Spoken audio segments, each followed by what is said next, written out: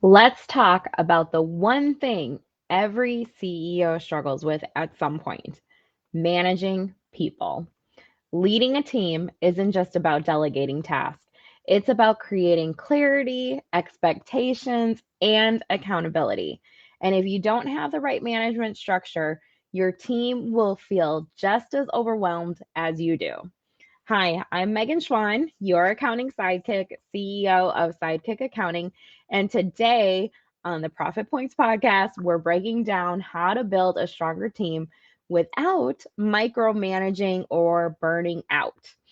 CEOs often think the problem is bad employees, but most of the time, the real problem is actually unclear expectations.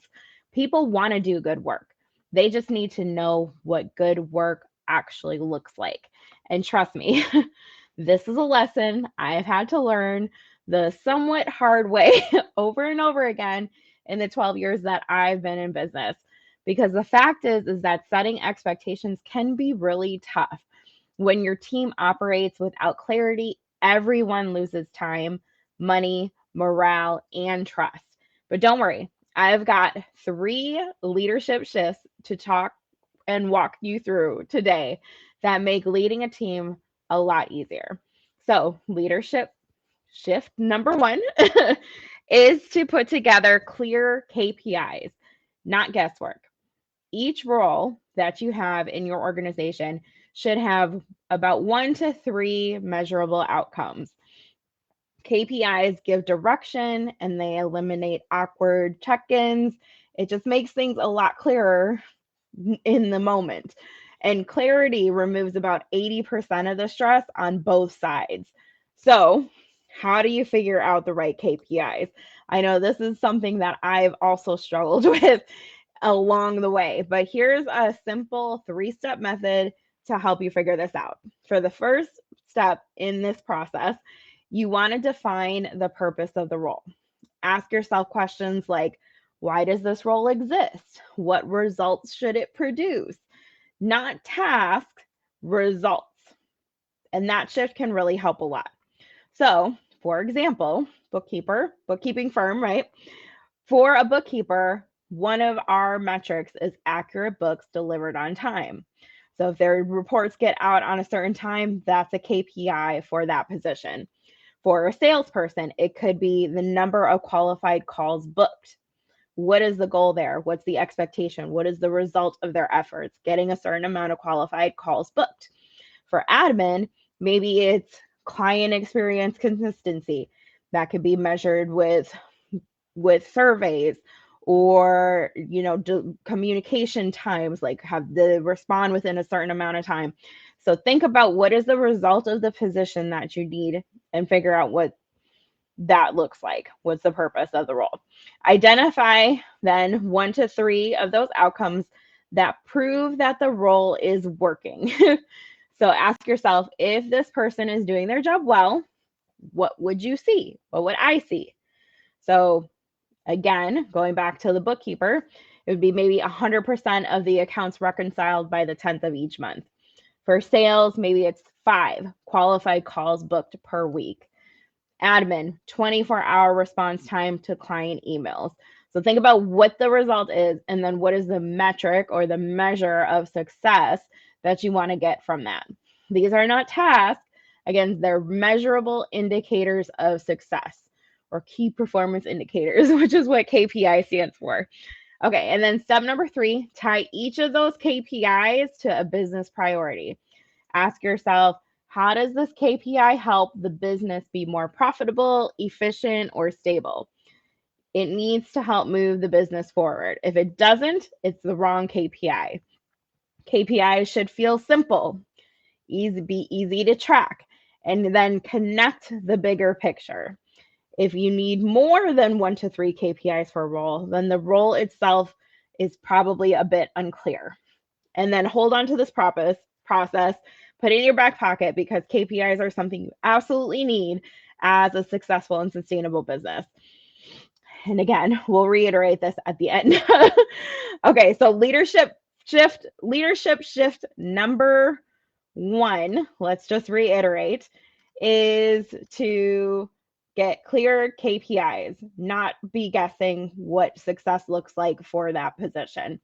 Leadership shift number 2 is cadence over chaos. What this means, weekly check ins. Those kind of things can keep small issues from becoming big problems. And you don't need to have it be complicated. Use a simple format.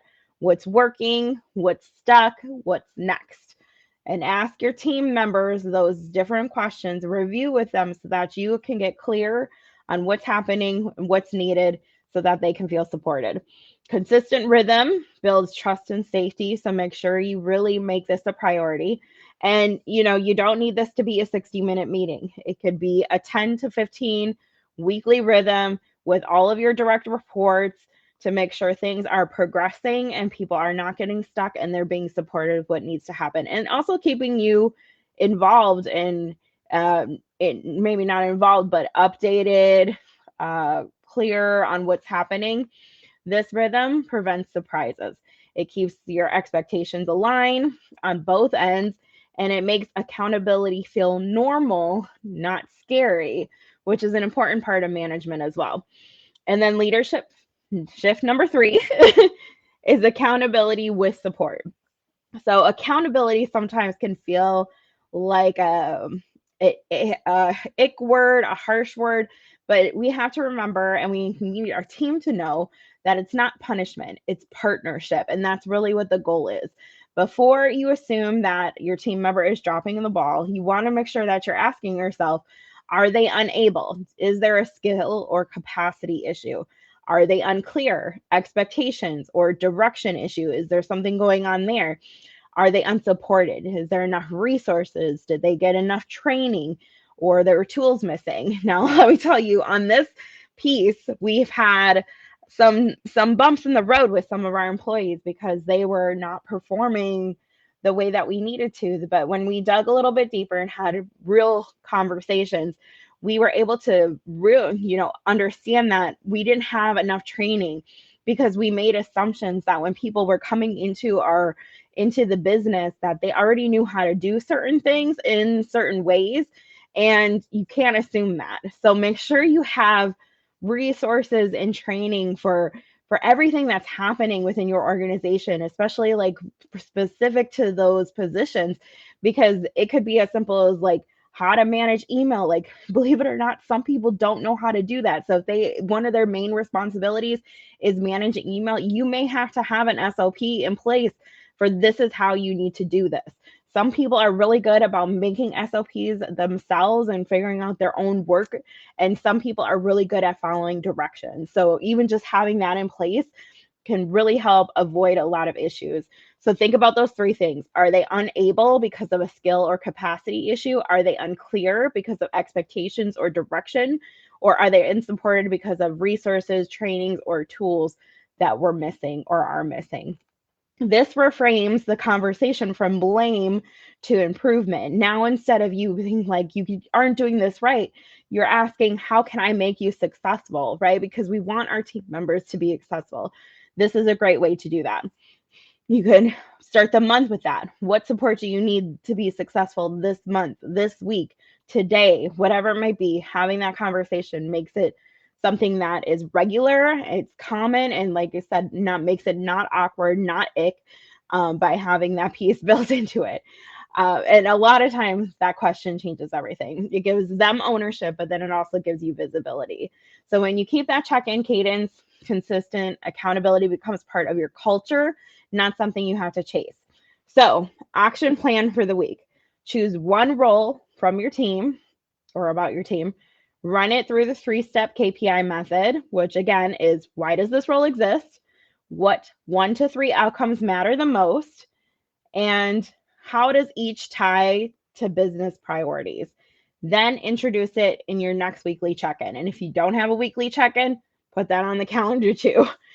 If you want support for this or need examples of KPIs for different roles, jump into my Facebook group or DM me and I can help give you some brief templates, some ideas on what you can possibly use to make this part a lot easier. But having employees and having a team does not need to be hard or complicated. And if you build this piece into it, it will help your team flourish. It will alleviate that stress, and it will make your organization successful overall. Okay, so my Facebook group, youraccountingsidekick.com, it'll take you right to our Facebook group. Or if you want to book a call with me, no obligations, just a chat, you can go to chatwithmeg.com to book that free consultation. Thanks for watching Profit Points Podcast, and I will see you next week. Have a good one.